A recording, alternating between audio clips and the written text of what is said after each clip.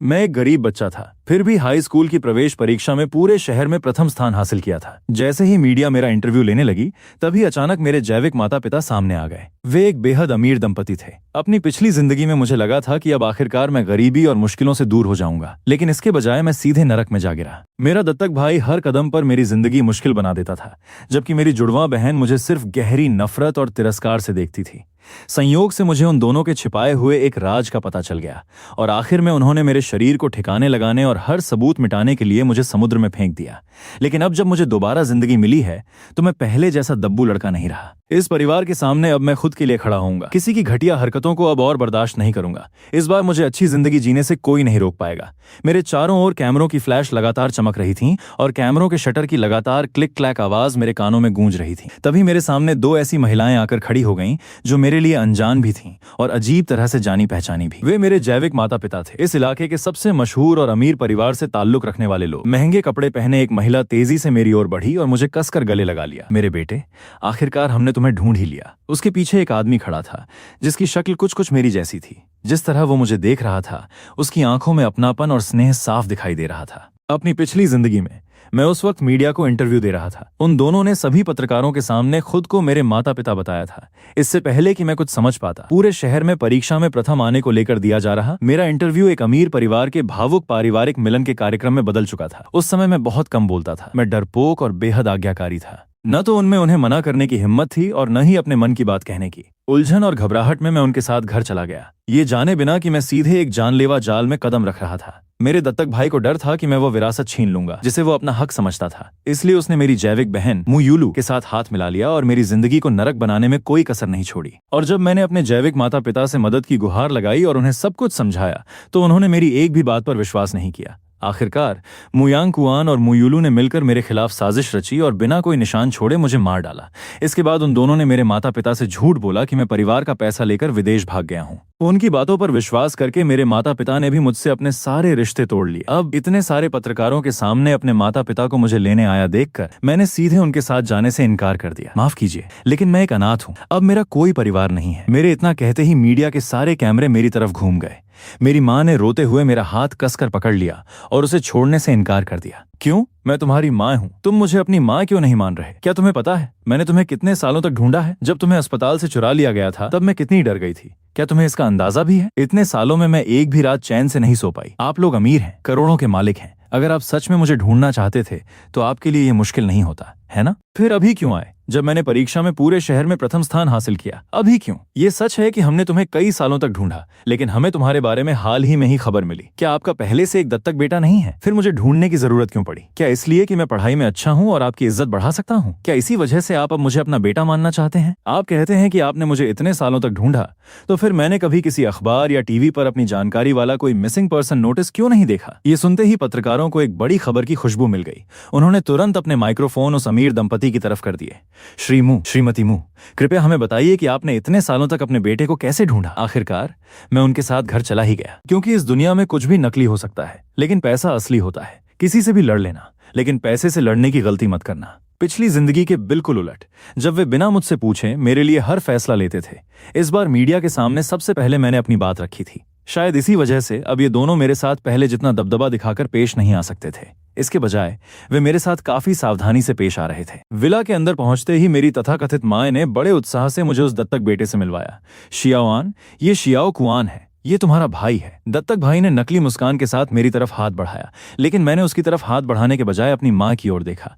तो ये वही बच्चा है जिसे आपने मेरी जगह लेने के लिए गोद लिया था? मेरी बात सुनते ही मेरी माँ पूरी तरह जम गई। उसे समझ ही नहीं आया कि क्या जवाब दे। मैंने फिर अपने जैविक पिता की ओर देखा। मुचोंगवू, परिचय की कोई जरूरत नहीं है। मैं सिर्फ इसलिए आपके साथ वापस आया हूं क्योंकि आपने मुझे पढ़ाई के लिए बेहतर माहौल देने का वादा किया था। इसी वजह से 10 साल से ज्यादा समय तक आपसे अलग रहने के बाद अब इस घर में रहने में मेरी कोई दिलचस्पी नहीं है। मैं अचानक आपके सामने अपना दिल नहीं खोल सकता। मैं आपको स्वीकार करने की कोशिश करूंगा, लेकिन अभी मैं ये दिखावा नहीं कर सकता कि हम सब एक खुशहाल परिवार हैं। और जहां तक आपके गोद लिए हुए बच्चे का सवाल है, वो इंसान है या कुत्ता, और आपने कितने लोगों या कुत्तों को गोद लिया है, मुझे उससे कोई फर्क नहीं पड़ता। मुंह परिवार का इस इलाके में काफी प्रभाव था और मीडिया भी उन पर लगातार नजर रख रही थी। इसलिए खराब पब्लिसिटी से बचने के लिए भले ही वे मुझे पसंद नहीं करते हो, फिर भी वे मुझे इस घर से निकालने की हिम्मत नहीं कर सकते थे। वे अच्छी तरह जानते थे कि पब्लिक ओपिनियन कितनी ताकतवर होती है, खासकर तब जब मैं पहले ही टीवी पर एक अच्छे और सकारात्मक इमेज के साथ दिखाई दे चुका था। मेरी बात खत्म होते ही दोनों भाई बहन के चेहरे के भाव बिगड़ गए।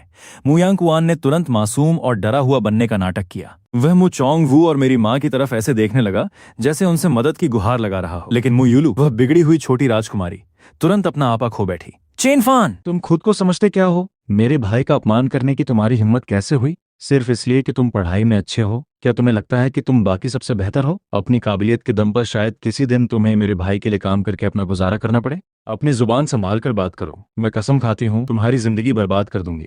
जिंदगी भर तुम्हें चैन से नहीं रहने दूंगी। अगर यहाँ रहना है तो रहो, नहीं तो दफा हो जाओ। कूड़े के ढेर से उठाए गए कबाड़। क्या तुम्हें सच में लगता है कि तुम कोई बहुत खास इंसान हो? मेरी नजर अपने जैविक माता पिता पर गई। तो यही है हाई सोसाइटी की परवरिश? यही है वह जैविक बहन जिसके बारे में आपने मुझे बताया था? क्या आपके जैसे बड़े घराने के लोग हमेशा इतनी बेबाकी और बिना सोचे समझे बात करते हैं? मेरे जैविक पिता के माथे की नसें गुस्से से उभर आईं। फिर अचानक उन्होंने मुयुलू के चेहरे पर एक जोरदार थप्पड़ मार दिया। वो पूरी तरह स्तब्ध रह गई। पापा, आपने मुझे मारा? आपने मुझे सिर्फ किसी अज्ञात परिवार से आए इस कमीने की वजह से मारा? मैंने तुरंत उसकी ओर देखा। हम दोनों जुड़वा हैं। अगर मैं कमीना हूँ तो फिर तुम क्या हो? उस कमीने के साथ मिला हुआ कोई बोनस तोहफा, या फिर ये दोहरे मतलब वाली बातें किसी खास इंसान के लिए थी? मेरी बात सुनते ही मेरी माँ भी आगे बढ़ी और उसे एक थप्पड़ मार दिया। छोटी चुड़ैल, बकवास करना बंद करो। दत्तक भाई तुरंत मुयुलू के सामने आकर उसकी रक्षा करने लगा। पापा, माँ प्लीज इसे और मत मारिए। सारी गलती मेरी है। मुझे इतने सालों तक अपने भाई की जगह नहीं लेनी चाहिए थी। ये सब मेरी गलती है। अगर किसी को मारना ही है तो मुझे मारिए। उसका चेहरा लाल पड़ गया था और वह भावनाओं से कांपने का नाटक कर रहा था। ऐसा लग रहा था जैसे घर के अंदर एक एक चाल पहले से तय हो। लेकिन इस बार मैं किसी की चाल में फंसने वाला नहीं था। मैं आगे बढ़ा, उसकी ओर उंगली उठाई और कहा, मैंने सुना है कि जब आपने इसे गोद लिया था तब आपने बहुत बड़ा समारोह किया था। मीडिया ने यह भी बताया था कि इसे जन्म से ही दिल की बीमारी थी। बाद में भले ही इसकी हालत ठीक हो गई, लेकिन इसकी सेहत अभी काफी नाजुक है, इसलिए इसे ज्यादा भावुक या परेशान नहीं होना चाहिए। मैंने उसकी तरफ देखते हुए आगे कहा, यह सब जानबूझकर कर रहा है ना? क्या ये चाहता है कि सबको इस पर तरस आए और मुझे डराया जा सके? या फिर ये मुझे यह एहसास दिलाना चाहता है कि इस घर में एक दत्तक की जगह इतनी मजबूत है कि उसे कोई हिला नहीं सकता? मेरे जैविक माता पिता ने शक भरी नजरों से उसकी तरफ देखा। डरकर उसने तुरंत अपने हाथ हिलाए। नहीं नहीं नहीं, मैंने ऐसा कभी नहीं सोचा। पापा, माँ, आप मेरे भाई की बात मत सुनिए। मैंने मन ही मन सोचा, इस परिवार में न तो कोई सही प्रिंसिपल है, न ही किसी को चाल समझने की समझ। इन्हें मैनिपुलेट करना तो बेहद आसान है। मेरी पिछली जिंदगी में जैसे ही मैंने इस घर में कदम रखा था, इन दोनों भाई बहन ने ताने और व्यंग्य से मेरा मजाक उड़ाना शुरू कर दिया था। उन्होंने मुझे कभी अपना पक्ष रखने का मौका तक नहीं दिया। नतीजा यह हुआ कि मैं इस परिवार में अपनी जगह बना ही नहीं पाया और मेरे जैविक माता पिता के मन में भी मेरी एक बेहद खराब छवि बन गई। लेकिन इस नई जिंदगी में मैंने तुरंत पलटकर जवाब दिया और उन्हें पूरी तरह चुप करा दिया। इस बार मेरे माता पिता की सहानुभूति भी मेरे साथ थी। मैं उन दोनों के साथ अपना समय और बर्बाद नहीं करना चाहता था। इसलिए मैंने अपनी माँ की तरफ मुड़कर पूछा, मैं थक गया हूँ, मेरा कमरा कहाँ है? पिछली जिंदगी की तरह इस बार भी मेरा कमरा पहली मंजिल पर था। वो पहले नौकरानी का कमरा हुआ करता था, जिसे बस इतना रेनोवेट किया गया था कि उसमें रहा जा सके। मैंने उस छोटे से कमरे पर एक नजर डाली और फिर अपनी माँ से कहा कि वह मुझे पूरा घर दिखा दे। उन्होंने हामी भरी, लेकिन इससे पहले कि वह मुझे लेकर चलती, मैं खुद ही उनके आगे ऊपर चला गया और सीधे दत्तक भाई के कमरे की तरफ बढ़ गया। उसका कमरा देखकर मैं व्यंग्य से मुस्कुरा दिया। उसमें एक प्राइवेट बाथरूम और अलग गेमिंग रूम तक था। मैंने उसके कमरे के बगल में बने गेस्ट रूम का दरवाजा खोल दिया। मेरी माँ के चेहरे पर असहजता साफ दिखाई दे रही थी। वह मेरी नजरों से बचने लगी। शियावान, तुम्हारे भाई की तबीयत अच्छी नहीं रहती, उसकी नींद भी बहुत हल्की है, इसलिए इस गेस्ट रूम का आमतौर पर इस्तेमाल नहीं किया जाता। हम नहीं चाहते कि किसी तरह का शोर उसकी नींद खराब करे। मैंने सीधे उनकी आंखों में देखा। वो आखिरकार नजरें चुराने लगी। अभी मैंने समझने का नाटक करते हुए कहा, कोई बात नहीं, यह कमरा मेरे पुराने घर से तो बहुत बेहतर है। इस जिंदगी में इतने अच्छे परिवार में जन्म लेकर मैं सच में बहुत लकी हूँ। मेरी माँ ने मुझे सांत्वना देने के लिए धीरे से मेरी बात थपथपाई। मैंने कहा, मैं यहाँ पढ़ाई करने आया हूँ, मौज मस्ती करने नहीं। वैसे भी मैं यहाँ कई सालों तक नहीं रहने वाला, इसलिए आपको गिल्टी फील करने की जरूरत नहीं है। लोग कहते हैं कि हथेली और हाथ की पीठ दोनों एक ही शरीर का हिस्सा है, लेकिन हाथ की पीठ कभी हथेली जितनी कीमती नहीं होती, है ना? ये सुनते ही मेरी माँ अपराध बोध से लगभग रोने लगी। उन्होंने तुरंत बात बदलने की कोशिश की। अच्छा, तुम पहले जहाँ रहते थे वह जगह कैसी थी? क्या तुम मुझे उसके बारे में बता सकते हो? मेरे दत्तक दादा ने मुझे कूड़ेदान से पाया था। उनके पूरे परिवार की एक कार दुर्घटना में मौत हो गई थी और वह पूरी तरह अकेले रह गए थे। उस दिन उन्होंने जहर खरीद कर अपने परिवार के पास जाने का फैसला कर लिया था, लेकिन जब वह बस स्टेशन के पास से गुजर रहे थे तभी उन्हें कूड़ेदान के अंदर से एक बच्चे के रोने की आवाज सुनाई दी और उसी तरह उन्होंने मुझे ढूंढ लिया। दादा हमेशा कहते थे कि मुझे मिलना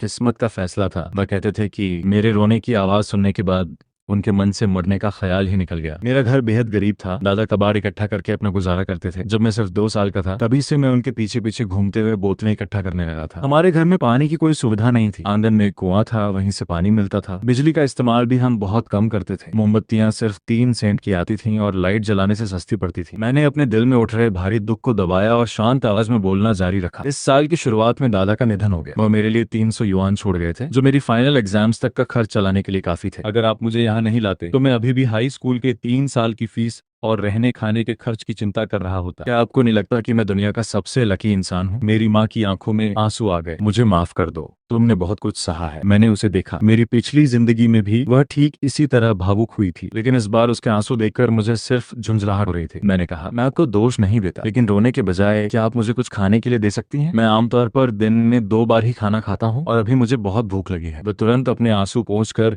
रसोई की तरफ भागी और खुद खाना बनाने लगी। मजेदार बात यह थी कि मैं भूख से बेहाल था, लेकिन मेरी माँ को खाना बनाना तक नहीं आता था। फिर भी अपनी माँ वाली ममता दिखाने के लिए उसने शेफ को एक तरफ कर दिया और खुद खाना बनाने पर अड़ गई। रसोई में उसे इस तरह परेशान होते देखकर मैंने उसे वहां से जाने को कहा। फिर खुद पानी उबाला और उसमें नूडल्स का एक पैकेट डाल दिया। नूडल्स सच में काफी स्वादिष्ट थे, यहाँ तक कि साधारण नूडल्स भी गिफ्ट बॉक्स में आते थे। मैं बस आराम से नूडल्स खा रहा था कि मेरी माँ ने कहा, शियावान, तुम लड़के हो, खड़े होते और बैठते समय भी तुम्हें अपना तौर तरीका सही रखना चाहिए और खाना खाते वक्त भी अपने मैनर्स का ध्यान रखा करो। मैंने ऐसा दिखाया जैसे मैंने उसकी बात सुनी ही नहीं। खाना खाता रहा और सिर हिलाते हुए बोला, अगली बार ध्यान रखूंगा। दादा का घर बहुत गरीब था। हम आमतौर पर ऐसा खाना अफोर्ड नहीं कर सकते थे।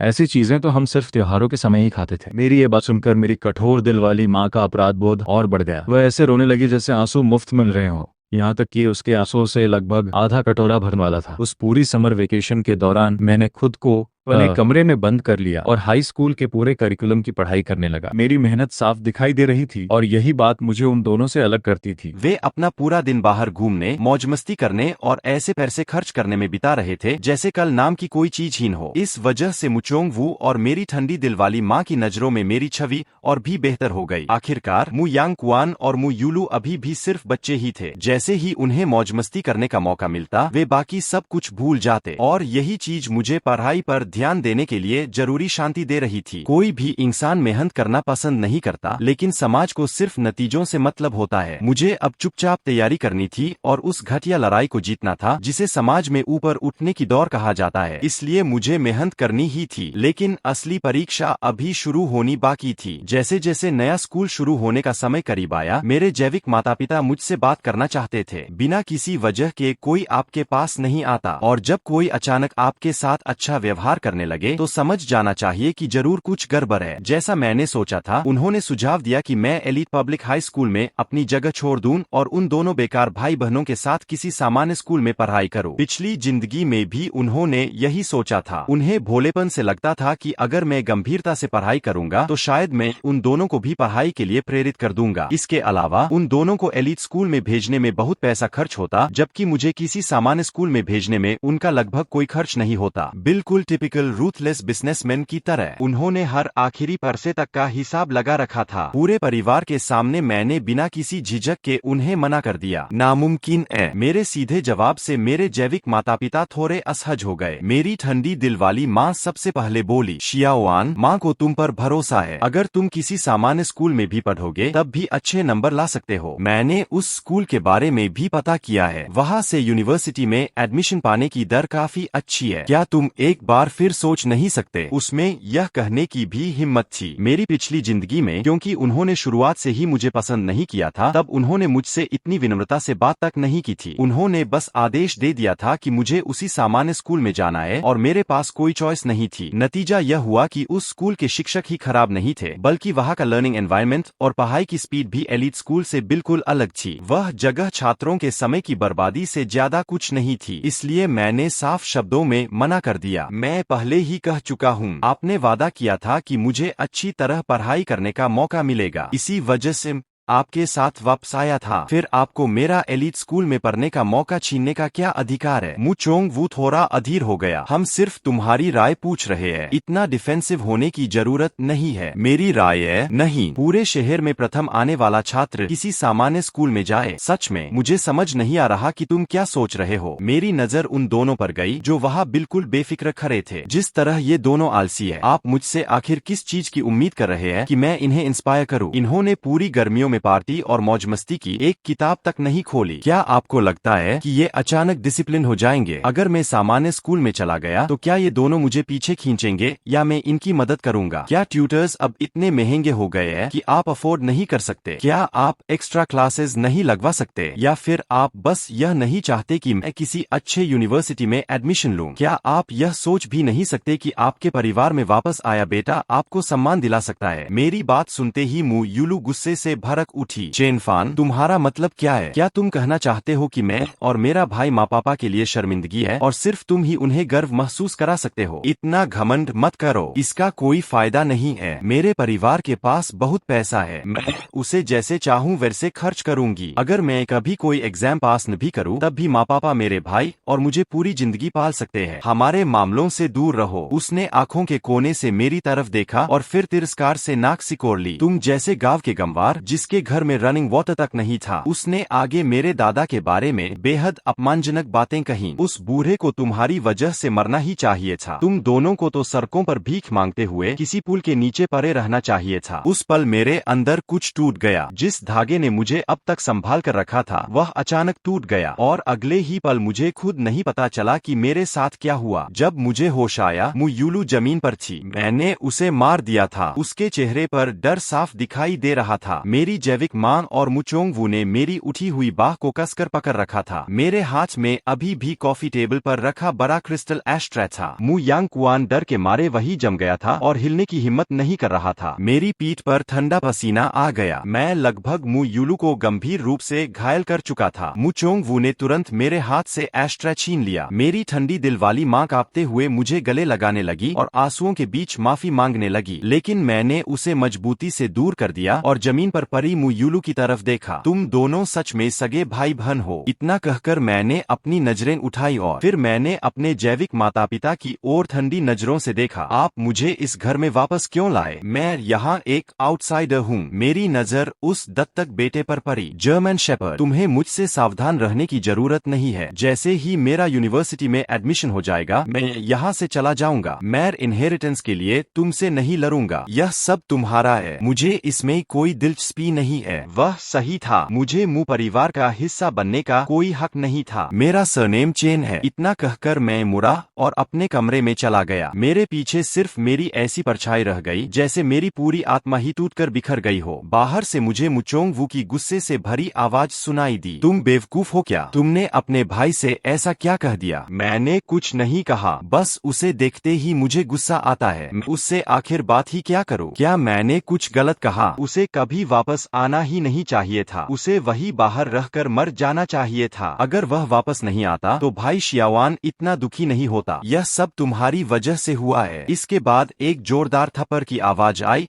और पूरा लिविंग रूम शांत हो गया। स्कूल के दूसरे ही दिन पुलिस मुझे अपने साथ ले गई। एक लड़ाई के दौरान मैंने अपने एक सहपाठी की एक आंख की रोशनी चली गई थी। चूंकि मैंने उस सामान्य स्कूल में जाने से इनकार कर दिया था, मेरे माता पिता ने एलिट स्कूल को बहुत बड़ी रकम डोनेट की थी ताकि उन दोनों बेकार भाई बहनों को भी वहां एडमिशन मिल सके। हालांकि उन्हें सिर्फ नॉन डिग्री स्टूडेंट्स के तौर पर दाखिला मिला था। मुझे समझ नहीं आ रहा था कि वे तीनों को एक ही जगह रखने पर इतने अरे क्यों थे। मैंने अपनी इच्छा के मुताबिक टॉप क्लास में एडमिशन ले लिया, लेकिन अगले दिन रिसेस के दौरान 3 सेकेंड ईयर स्टूडेंट्स ने सीरियों के लैंडिंग पर मेरा रास्ता रोक लिया। वे मुझसे प्रोटेक्शन मनी मांग रहे थे। मैंने देने से इनकार कर दिया और फिर लड़ाई शुरू हो गई। जिस इंसान की एक बार मौत हो चुकी हो वह किसी भी चीज से डरने वाला नहीं रहता। मैं अपनी ताकत पर ठीक से काबू नहीं रख पाया और उस अफरा तफरी में उनमें से एक की आंख घायल हो गई। इसके बाद स्कूल के पास इस मामले को छिपाने का कोई रास्ता नहीं था। उन्होंने तुरंत पुलिस को बुलाया और हमारे परिवार को भी खबर कर दी। पुलिस स्टेशन में मु यूलू कॉरिडोर में हाथ कमर पर रखे खड़ी थी। वह मेरी तरफ उंगली करके चिल्ला रही थी। तुमने कहा था ना कि तुम परिवार का नाम रोशन करोगे। यही तरीका है तुम्हारा। तुम और कुछ नहीं, बस एक ट्रबल मेकर हो। अगर मुझे पता होता कि तुम इतने प्रॉब्लमैटिक हो तो मैं तुम्हें कभी वापस नहीं लाती। आज तुमने किसी को घायल किया है, कल शायद पूरे परिवार को ही मार डालोगे। दत्तक भाई अपनी खुशी छिपा नहीं पा रहा था। चेनफान, मैं तुम्हारे मामले में दखल नहीं देना चाहता, लेकिन माँ पापा को तुमसे कितनी उम्मीदें थीं। तुम ऐसा कैसे कर सकते हो? अब हम क्या करेंगे? अगर उन्होंने तुम्हें माफ नहीं किया तो तुम्हें सजा भी हो सकती है। फिर उसने अपने माता पिता की तरफ देखा। अगर हम उन्हें कॉम्पेंसेशन दे दे तो अगर शियावान जेल चला गया तो वह यूनिवर्सिटी कैसे जा पाएगा। मेरे जैविक पिता ने निराश नजरों से मेरी तरफ देखा। देखो तुमने क्या कर दिया। तुम्हें इतना जल्दी गुस्सा क्यों आता है। कोई तुम्हें कुछ कहे तो चुप रहो, कोई तुम्हें मार भी दे तो इतना कुछ नहीं होता। तुम्हें इतनी वायलेंस करने की क्या जरूरत थी। मैंने गुस्से में जवाब दिया। उन्होंने मुझसे पैसे मांगे थे, उन्होंने मुझे बास्टर्ड और गार्बेज कहा था, उन्होंने मेरा सिर दीवार से टकराया था। क्या मुझे बस सब कुछ सहते रहना चाहिए था। क्या मुझे छिपकर खड़ा रहना चाहिए था और उन्हें अपने ऊपर पैर रखने देना चाहिए था। क्यों। दत्तक भाई ने भौहें सिकोड़कर मुझे डांटा। शियावान, यह सही नहीं है, तुम्हें इसके बारे में सोचना चाहिए। अगर तुमने कुछ गलत नहीं किया था तो उन्होंने सिर्फ तुम्हें ही क्यों निशाना बनाया, किसी और को क्यों नहीं। उसने अपनी बात पूरी भी नहीं की थी कि मैं अचानक आगे बढ़ा और उसके चेहरे पर जोरदार थप्पड़ मार दिया। उसकी आवाज पूरे पुलिस स्टेशन के कॉरिडोर में गूंज उठी। मैंने तुम्हें ही क्यों मारा और किसी और को क्यों नहीं। इस बारे में तुम्हें ध्यान से सोचना चाहिए। अगर तुमने कुछ गलत नहीं किया तो फिर मैंने सिर्फ तुम्हें ही क्यों मारा। मु यूलू गुस्से में मेरी तरफ झपटी, लेकिन मुचोंगवू ने तुरंत उसे रोक लिया। गाइज, सीरियसली बोल रहा हूँ, टारगेट कंप्लीट करवा दो हो, वरना शायद नेक्स्ट पार्ट नहीं आ पाएगा।